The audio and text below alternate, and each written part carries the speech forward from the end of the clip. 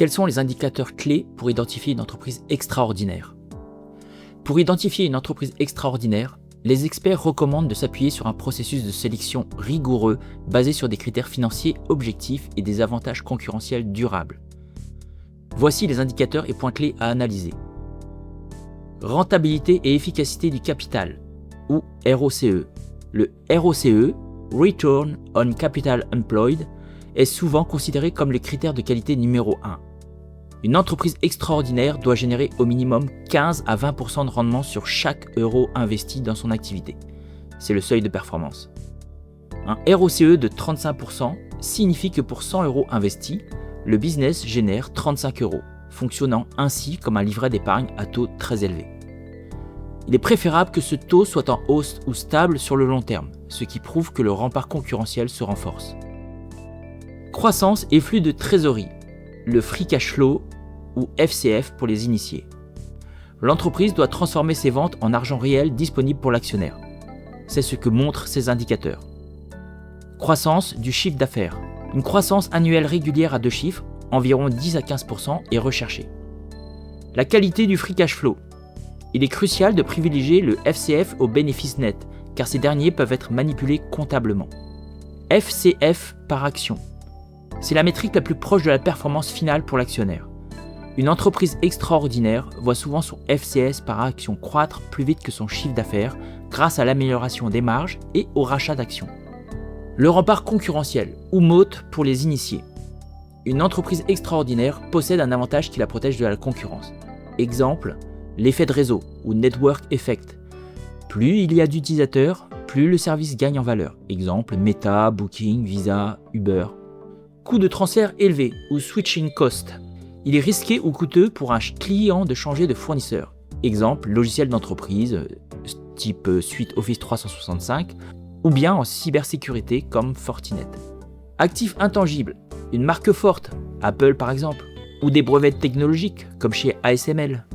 Avantage de coût, être capable de produire moins cher que les concurrents grâce à une échelle massive. Amazon, Costco. Santé financière et allocation du capital. Une dette maîtrisée. L'entreprise doit être capable de rembourser sa dette nette en moins de 3 ans de free cash flow. Les meilleures entreprises n'ont souvent aucune dette nette. Évolution du nombre d'actions. Il faut éviter la dilution, c'est-à-dire l'augmentation du nombre d'actions. Les entreprises extraordinaires sont souvent des cannibales qui rachètent massivement leurs propres actions pour augmenter la part de chaque actionnaire. Par exemple, Booking. Effet de levier opérationnel.